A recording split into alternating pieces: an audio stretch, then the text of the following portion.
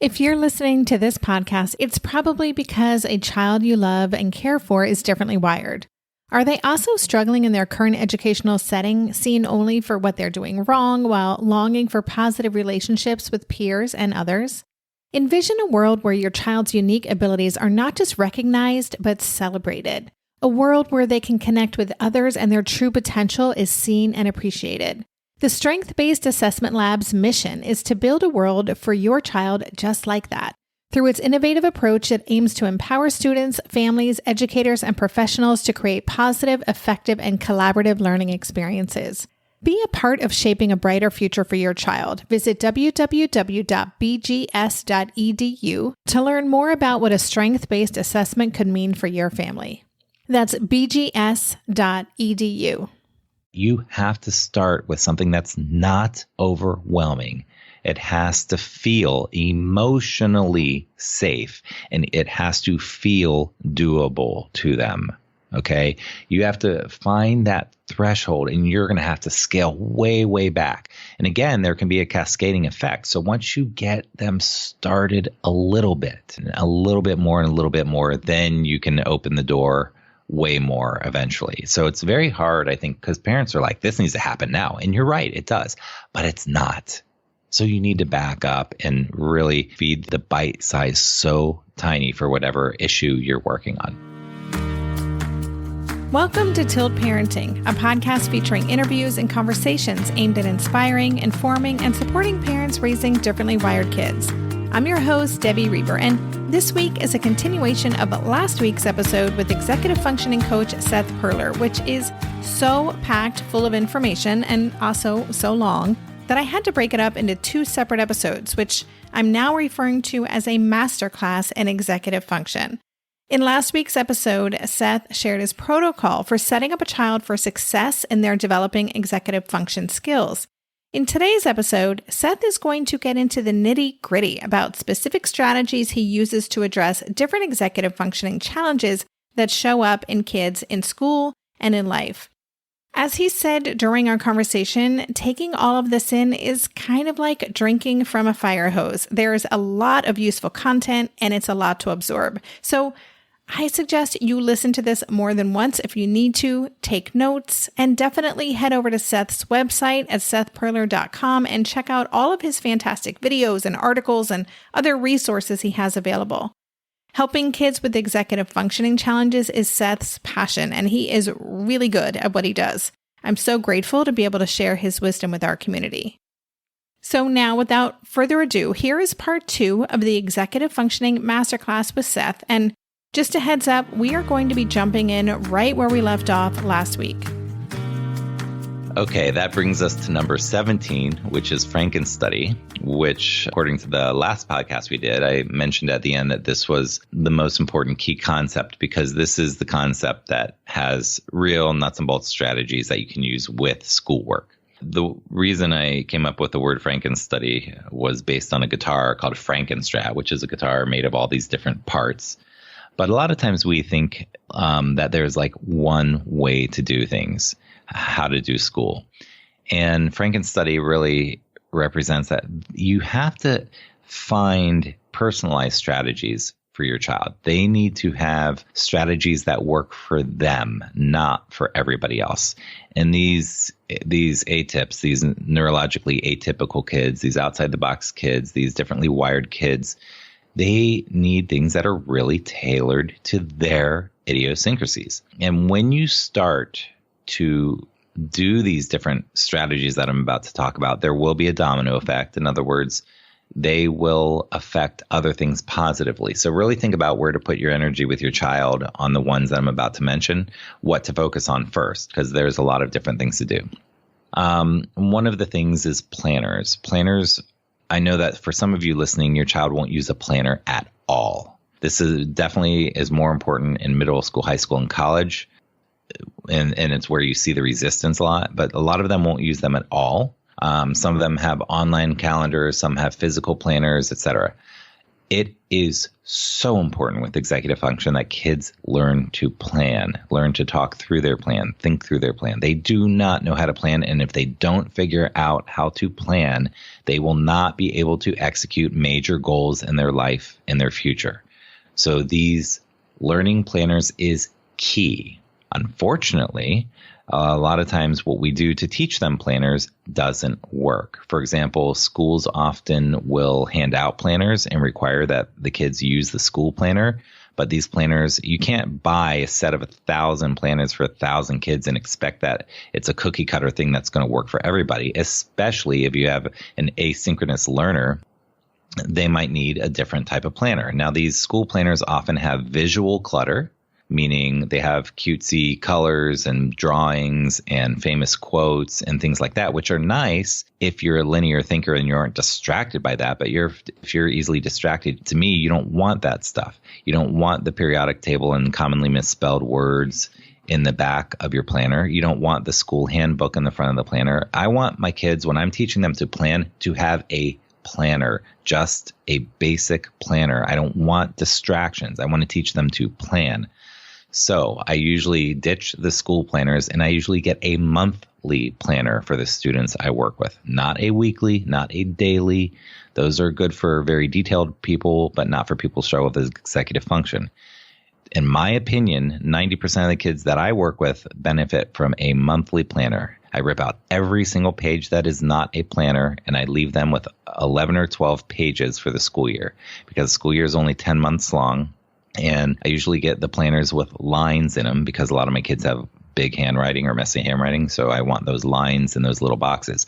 But they are global big picture thinkers. They are not detail oriented kids. So giving them the global big picture of the whole month is so helpful to them.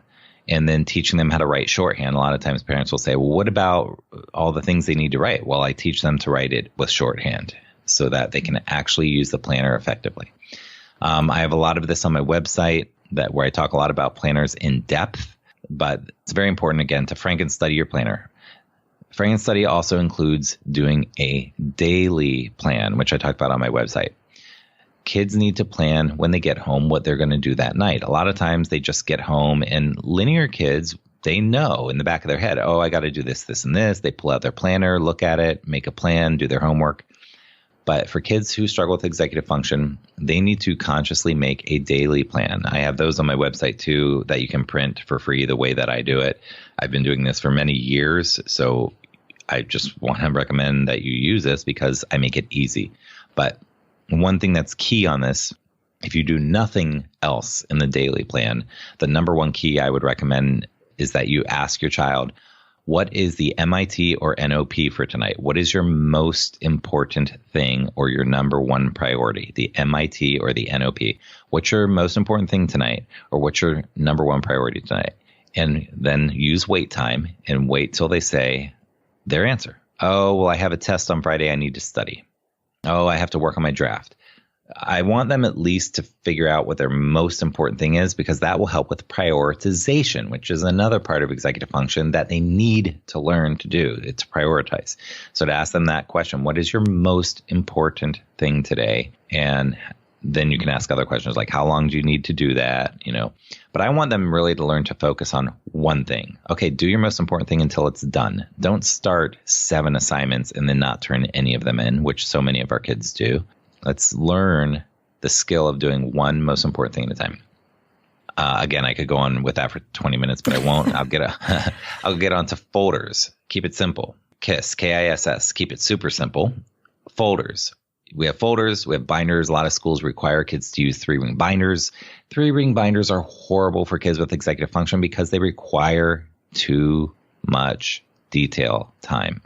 They don't care. Just get them simple, clearly labeled, cheap paper folders, color-coded for the classes. That's what I do. I talk more about that on my site so you can see how I do it.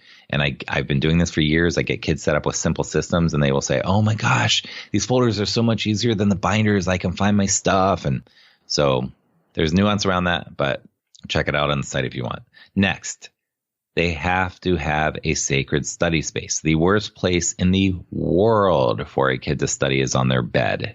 Probably the second worst place would probably be on the couch, although sometimes if they're reading or some things can be done there. But they need a sacred study space. They need to consciously design a space. Just like you and I were getting on the podcast, we both have our desk areas that we very consciously designed for our work. They need a place where they can work that is free of distractions and that is optimized for focus. I call it a sacred study space.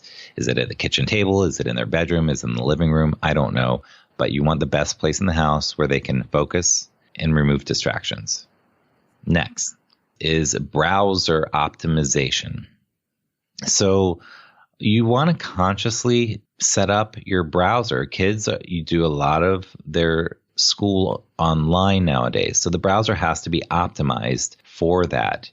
What I do is I use Chrome, Google Chrome with my kids.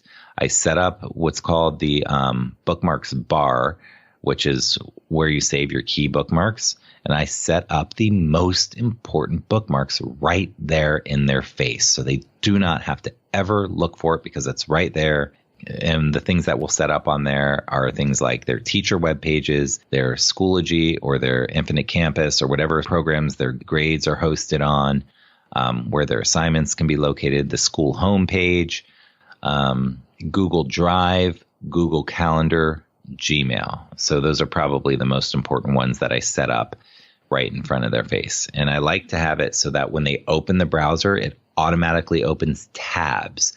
The tabs that I like to automatically open, the first tab I like to open is their calendar because it shows what they need to be doing that day. The second tab I like to have it automatically open is their grade one because they often are not aware of their grades and they need to learn to check their grades more regularly. The next one is the email, and then the rest of them can be in the bookmarks bar. I hope that made sense. Yeah, no, that's a tip I've never heard before and makes so much sense. I love that idea of having the tabs open up right away. That is brilliant. Well, the more work they have to do for non-preferred activities, the less likely they are to do it. So this just makes it very easy. So the next one is related to the last one with the browser, but is to get them checking their grades at least weekly. And I don't care the percentage of the grade. I don't care that it's an 84.2% or it's a 17%. I care about the detailed view where you can see the actual assignments that are missing, incomplete, or where you can find patterns. So getting used to checking their grades at least weekly. And a lot of times, parents, that you don't check them until 6 weeks in, and then you go, oh my gosh, how come you're failing 4 classes? So get it on the tab so that it opens and you don't have to even think about it. And do you just quickly, is that something you work with them to set up, what is your plan for this? What are you going to check this on Wednesday evenings, or do you kind of figure that out with them? Yeah, I personally always recommend Sunday nights. The only reason I do that is it's a great time to close out your previous week and prep for your upcoming week. So I like Sunday nights personally, and that's what I recommend to everybody. But I have kids that have activities on Sunday nights or whatever. And it depends. Some of them are really, like right now it's the end of the semester as you and I are making this recording. So I have kids where I'm having them check them almost daily because they're like really trying to dig themselves out of a hole right now or something like that. So it just depends on how independent the kid is, but at least weekly. And and what you said about asking them brings up the concept of ownership and buy-in. So the more you're asking them, when's a good day for you? And you can say, I suggest Sundays, but what do you think? To make it their idea, the more likely they are to buy in and do it. Mm-hmm. So the next thing in Frankenstudying is that you have to have clearly identified routines. A lot of times these kids do their homework when they feel like it. Well, that's fine for somebody who's really linear and who's going to track all the details and be on top of it and who doesn't procrastinate. But for these kids, the more you can identify, print up, post on the wall routines so that you don't forget the routine, the better. Routines for leaving the house, routines for doing homework, routines for doing your daily plan when you get home or whatever the routines are. And in the book, The War of Art by Stephen Pressfield, he has a great section about calling in the muse and routines. So I'm not going to go into that, but if you guys want to look that up, I highly recommend it. I buy that book, The War of Art, for many of my high school and college students as a gift. Yeah, it's fantastic. I love it. That's a great recommendation. It's a bit mature, so beware, but yeah, it's fantastic about resistance. Next is be visual, out of sight, out of mind. I am crazy about using sticky notes and giant notes for kids and making things very visual, out of sight, out of mind. These are the kids that are not tracking details. The more visual you can make the things they need to remember, the more visual you can make your routines, the more visual you can make chores or any responsibilities, the better. Yep, that's awesome. Next is timers. I cannot tell you how much I love my timers. These kids do not have a realistic idea of how long things take. How long will your homework take? Oh, that'll take me about 5 minutes. Cool. Let's time it. I set the timer for 5 minutes and it goes off. And we've done 2 problems out of 10. Okay, you want to reevaluate that? I want them to learn to calibrate time. I want them also to use the timer to help get started and do short bursts because these kids are overwhelmed. They don't want to do their homework. They think it's going to take them 3 hours, and it may take them 3 hours, but they can't get started. So they spend so much time procrastinating. The timer, I do not want them to use the timer on the phone, by the way, because that opens up distractions with the phone. I want them to have a separate digital timer.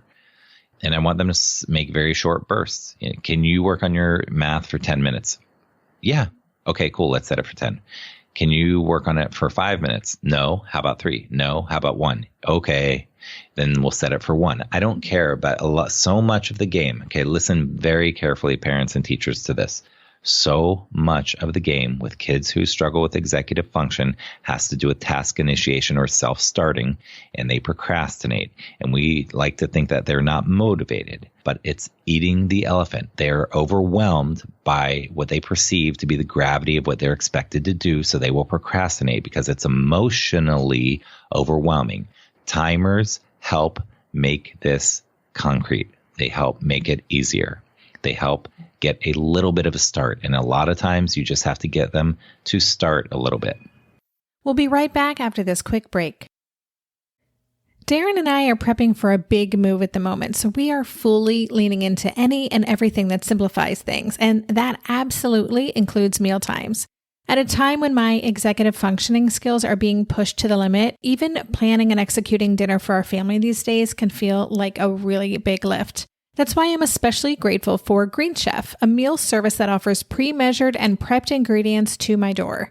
Each box is packed with foods you can feel good about, like whole fruits and vegetables, plus lean protein and whole grain options. In fact, one of the things I love most about Green Chef is that they offer options that prioritize gut and brain health, with science-backed recipes that feature ingredients like fiber, antioxidants, and omega-3 fatty acids. During this time of lots of stress, it feels really grounding to know we're supporting ourselves nutritionally. I will take all the support I can get. And Green Chef doesn't just cover dinner recipes. I can add high-quality breakfasts, lunches, and snacks to my weekly box from Green Market. Green Chef has a special offer for Tilt listeners.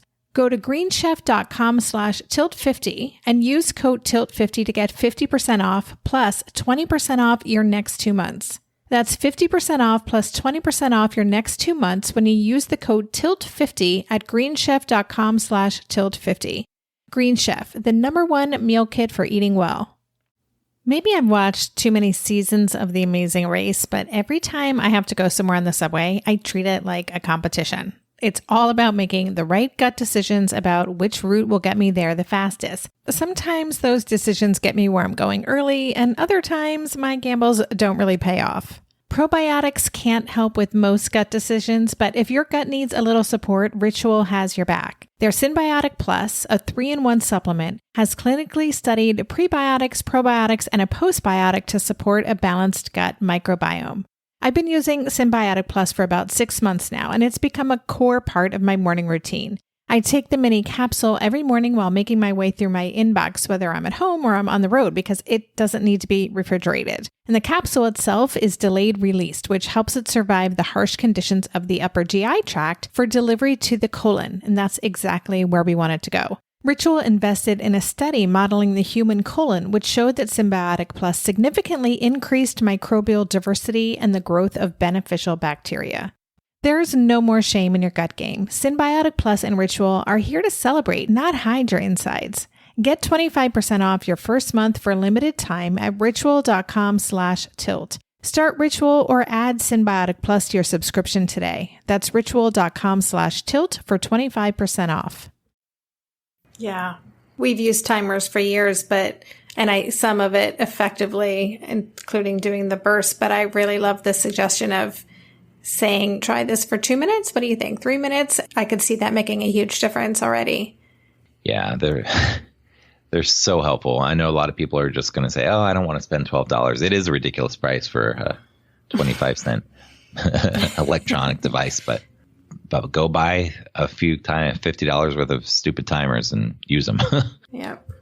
Next one in the Frankenstudy series is I was talking about Sunday night before, is the Sunday night overhauls of your systems. I really recommend at least once a week doing an overhaul of all of your systems, meaning pull every single thing out of the backpack in the locker, put it on the ground, go through it, recycle the things you don't need, archive the things you might need, put the things that are current back into the folders, update the planner, cross off everything from last week, prep it for the upcoming week.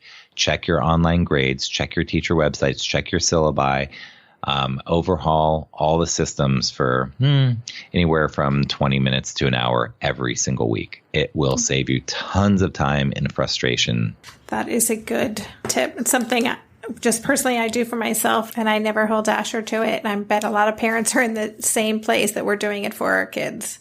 Yeah. And if they, like I said before, if they literally can't, if they don't have the ability to do it, go ahead and do it for them. Scaffold it for them. That's something you can take on if you have time. But you want to do what's called a gradual release of responsibility. So week after week, month after month, you want to get them doing more, taking on more and more of it with you until they become responsible and independent with it. But even if you have a ninth grader, they may not be capable of doing, I can't even tell. I mean, I work with high school and college students too. I have college students who I'll hold up a paper and say, what's this one? And they say, oh, I don't need it. And I say, are you sure? And they say, wait. Oh, yeah.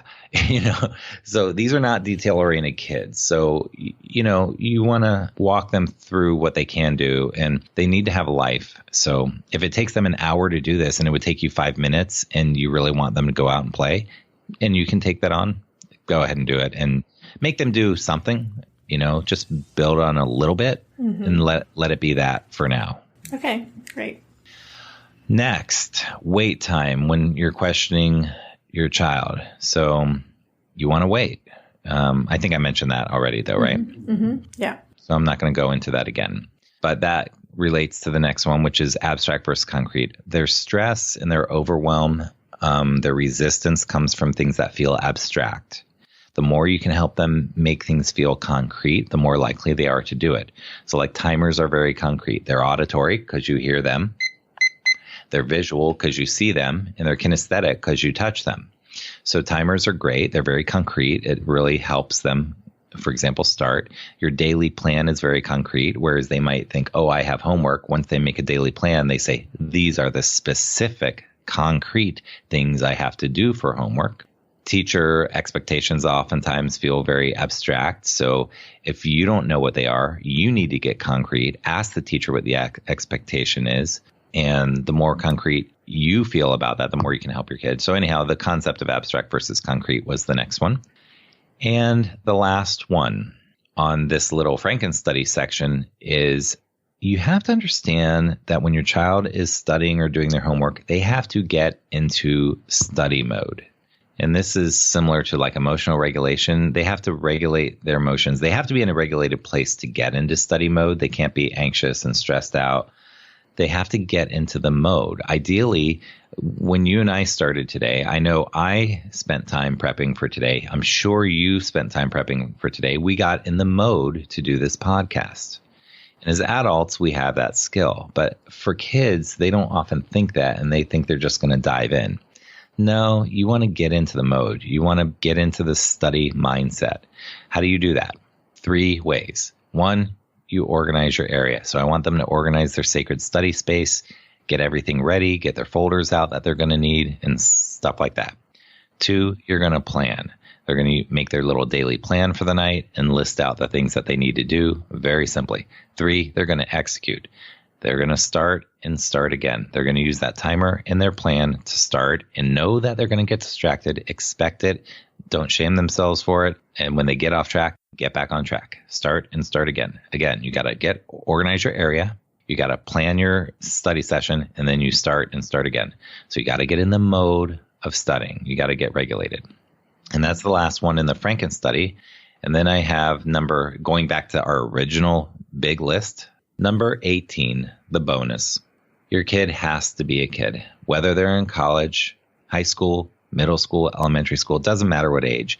They have to be a kid. They have to have fun. They have to play. They have to be living their life. I don't want my students taking so many courses that they don't, like in college, that they don't have time for themselves. I don't want them taking so many courses in high school that they're so worried about, oh my gosh, I need this for my college apps, or doing so many extracurricular activities that they don't have time just to be.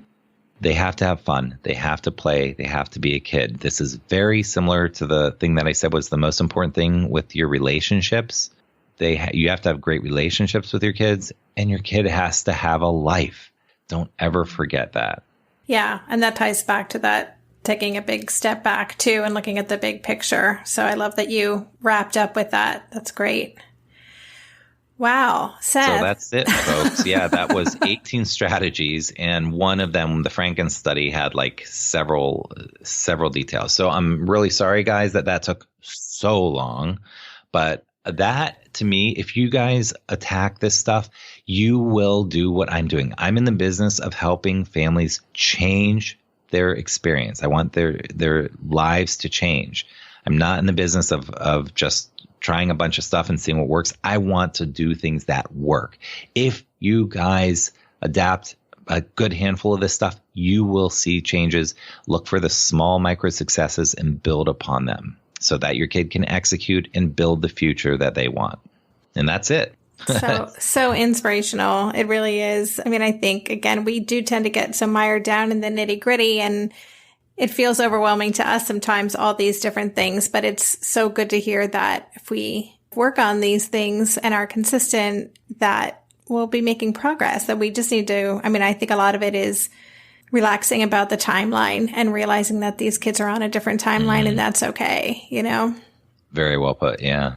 So, okay, first of all, this has been amazing. And I want to just encourage all our listeners to go to Seth's website. It is got so many great resources on it. And I'm going to be downloading the daily planner. I use a version that I created, but I'm so curious to see what you did because I think mine is not super effective at the moment. But definitely go check out everything that Seth has available on the website. Do you feel like we have time to answer a question or two? Or I would love to. So let's do some rapid fire questions. Yeah. Okay. Because I got a lot of questions from people on both Twitter and the Facebook page. I'll do as many as you want. Okay. This is from someone who has a 14-year-old freshman, and this parent's been working since kindergarten on trying to support their child in learning executive functioning. She says, forming the habits is where he's stuck. If you ask him, he knows all the suggestions, tricks, and tips. He just continues to not use them. He thinks he doesn't need them and doesn't face the reality of his vulnerabilities. Do you have any suggestions on how to help him form those habits if he's resistant to it or thinks he doesn't need it? Yeah, I mean, resistance is the problem. That's again with Stephen Pressfield's book. That is the main thing that we're dealing with, and resistance has a lot to do with the emotional regulation piece. And the email that you just read also has to do not only with emotional regulation, but also obviously with mindset and probably many other things that we just talked about. So when I'm dealing with a kid who's really resistant like that you have a long way to go in terms of helping this child change. And that's okay. You want to be very realistic about where you're at and then think about where you're trying to get to. And where you're trying to get to is a place where they have mindsets that will work for him, that he will have mindsets that work. So he wants to have a growth mindset, a mindset. You know what, I can do this, and I need to be more realistic about this, and I'm not being honest with myself all the time. So when I'm trying to work with a kid like this, I have to really, like I said earlier about building rapport, I have to build that rapport and get them to feel emotionally safe And it's very millimeter by millimeter in a case like this where a kid is so stuck. So I really want to use that 3-to-1 rule. I really want to help them understand their strengths. I really want to give them ownership and buy-in. I really want to say to them, what are your dreams? What are your hopes? And if they're super shut down, he might say, I don't have any. I don't care. I don't think about that stuff. But then I would use wait time, and really I wouldn't interrupt. And I would just be like, cool, tell me more. Yeah, goals are stupid, blah, blah, blah. Cool. Tell me more. And wait, what I really want to do is get serious, because I know that there is something in there that's important to them. But I really want to create that emotional safety to say, I'm really listening to you. Okay, well, what matters to you? And what are your goals? So first, there has to be some buy-in. And as far as the not being realistic, I mean, I myself, I find it easier to work with kids who are struggling with that because I went through it myself. So if you're a very structured, linear parent, it might be good to get a friend, relative, coach, psychotherapist, or somebody who your child can really relate to that can start to just crack the door open a little. Because what you need is not, again, I talk a lot about micro successes and success in millimeters. You need someone who can help him just crack the door open a little bit, and then a little more and a little more and a little more. And it will have the cascading effect. But I'm not going to lie to you. You have a long journey ahead of you, but you can do this. You can help your child change. Did that answer it? That was great. That was answering it and more, but all good stuff. So thank you. Here's a question. This parent wants to know, is there a relationship between low working memory processing speed and executive functioning? Do you know scientifically if those two are connected? Okay. Do I know scientifically? I don't know scientifically. I know what I think, and I hope this answers your question, but they are definitely related, because executive function has to do with how we execute. And processing absolutely has to do with how we are able to execute. So if you're trying to process information and you have a slow processing speed, any type of slow processing speed, and especially if the parent or teacher doesn't see this because it's going on inside your brain, so they don't know that you're not taking it all in, or if you're processing at home and it takes more time, that definitely affects how we execute. And working memory is definitely part of executive function. That's like how we're able to juggle small concepts in our mind as we're doing something. For example, if you did a math problem and you said, what's 162 plus 53? You have to juggle the hundreds place, the tens place, the ones place. Is it addition or subtraction, multiplication or division? You have to juggle a lot. That's working memory. Working memory is not just math. It's all kinds of things. So they're definitely related. But what it makes me really think about is I read a lot of neuropsych reports, and I get a lot of students with huge discrepancies. A kid that might be in the 99th percentile in one thing and the 5th percentile in another thing.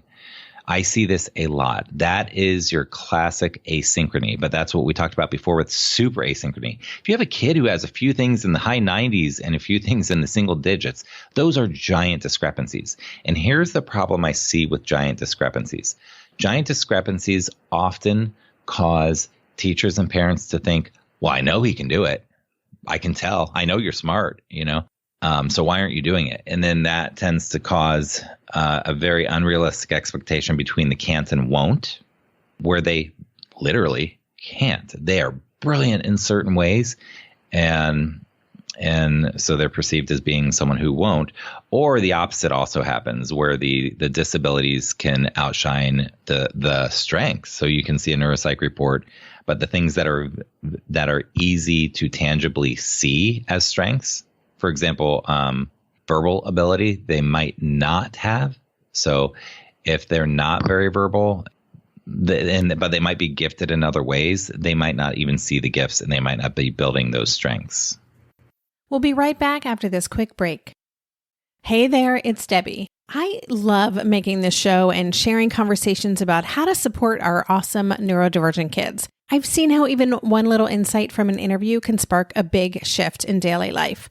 But I know that raising complex kids can be messy and lonely. And just when we think we figured it out, something comes up that boots us right back to feeling overwhelmed and stuck. That's why I've poured everything into creating a way for parents like us navigating complex parenting journeys to join together and chart a path that feels positive, hopeful, and doable. It's the brand new Differently Wired Club experience. In the club, you'll get personal support from me and other seasoned parent coaches, 6 live calls every month where you can connect and get your personal questions answered, the opportunity to learn directly from authors and experts like I have on this show, monthly themes for getting specific and tactical, an exclusive private podcast feed, and the best, most generous community of parents. Seriously, these folks show up for themselves and each other, and that right there is really everything, because it's a daily reminder that we're not alone. Our kids aren't broken, and we have totally got this. The recently rebooted Differently Wired Club is on a brand new platform with its very own iOS and Android app. It is such a great space. However you learn, whatever your style, no matter the ages, genders, and neurodivergent profile of your children, the Differently Wired Club can help you cultivate the positive shifts you're hoping for. Join us today by going to tiltparenting.com/club. That's tiltparenting.com/club. I hope to see you on the inside.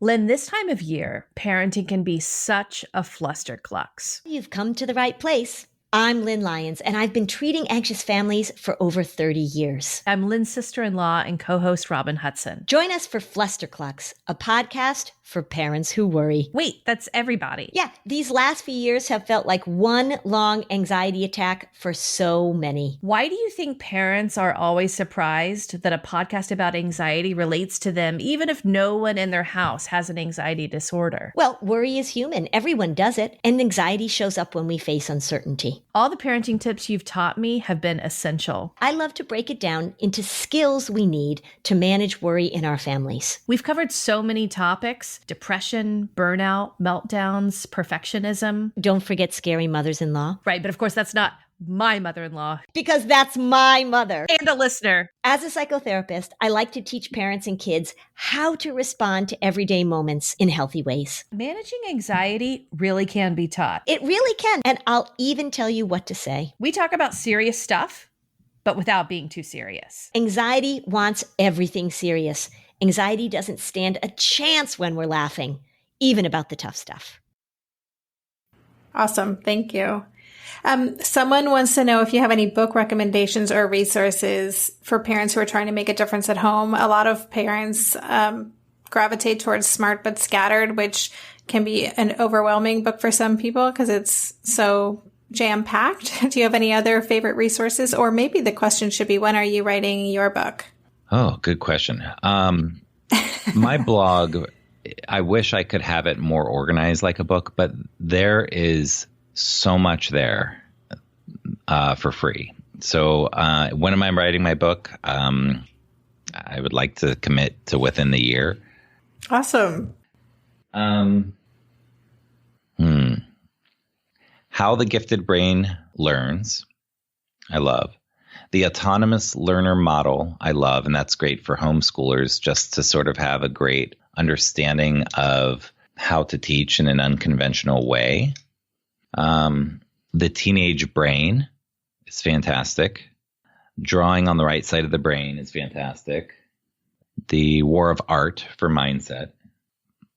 I wish I had known this question earlier because I would go grab a handful. Well, that's great. I mean, that's already a great place to start. Thank you. Sorry to put you on the spot.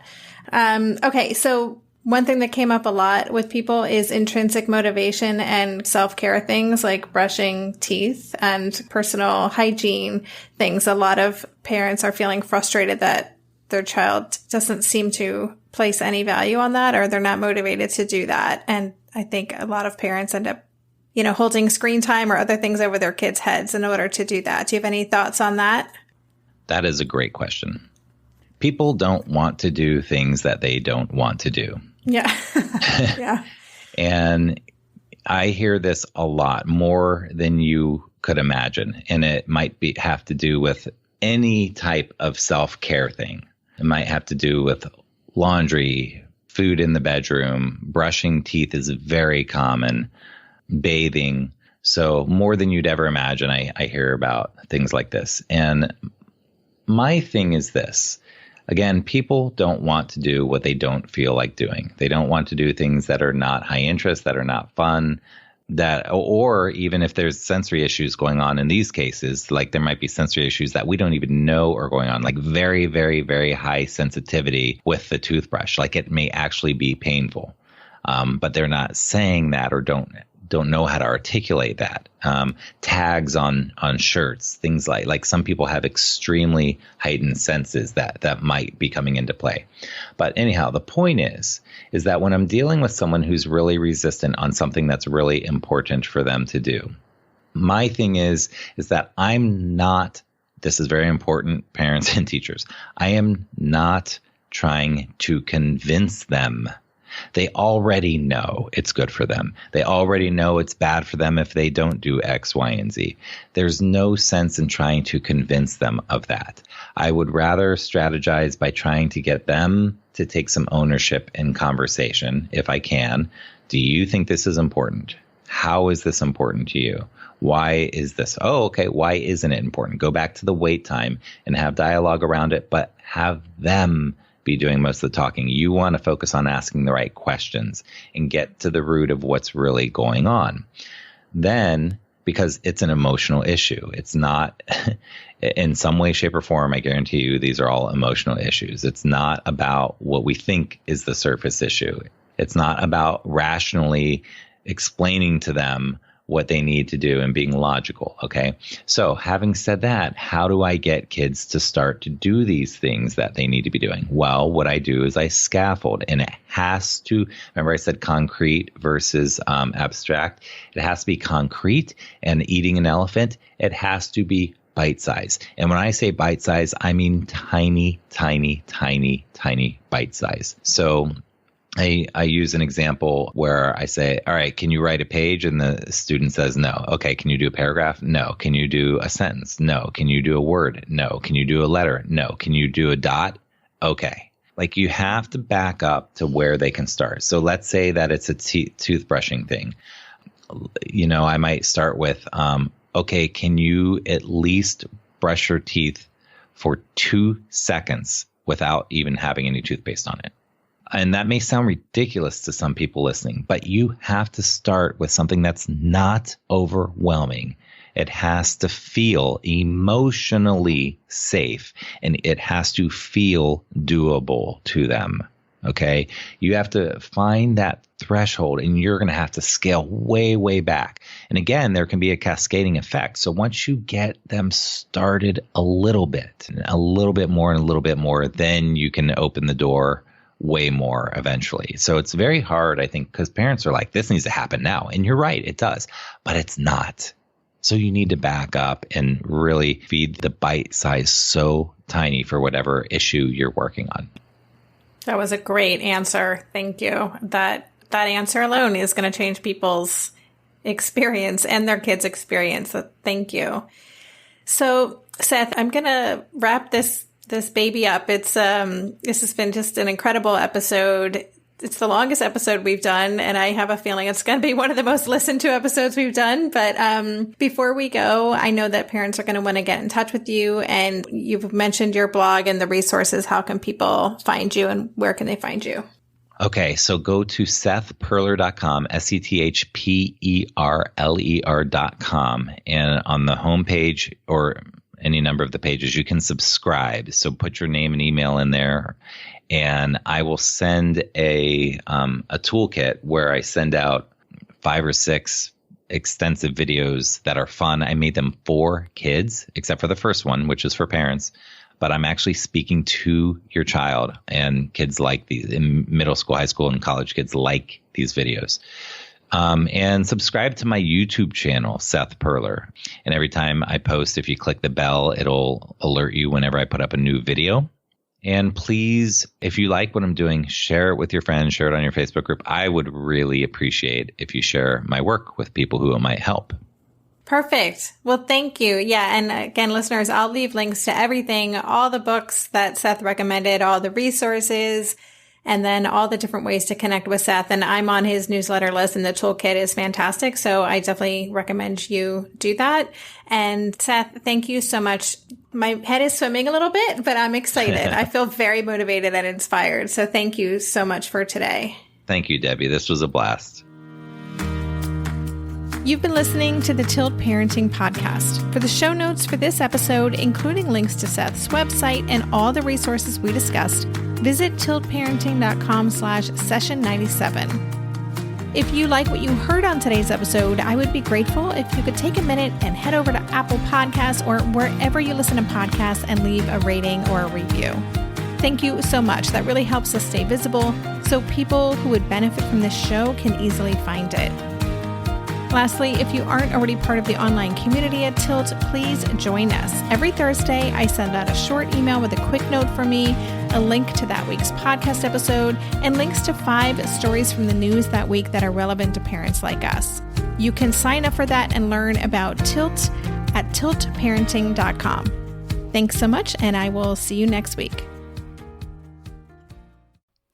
Hey, are you a parent of a teenager? Are you feeling overwhelmed about how to be what they need while also holding limits and boundaries that keep them safe? Are you tired of conversations that negate how messy this season of parenting is? Well, I've got you. My name is Casey O'Rourke. I am a positive discipline trainer, parent coach, and the host of the Joyful Courage podcast.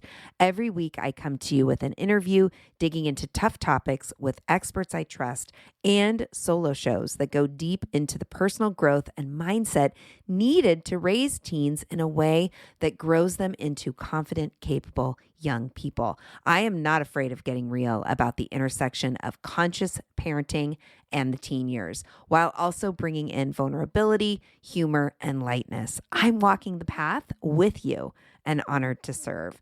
Listen to Joyful Courage on Apple Podcasts, Spotify, or wherever you consume podcasts.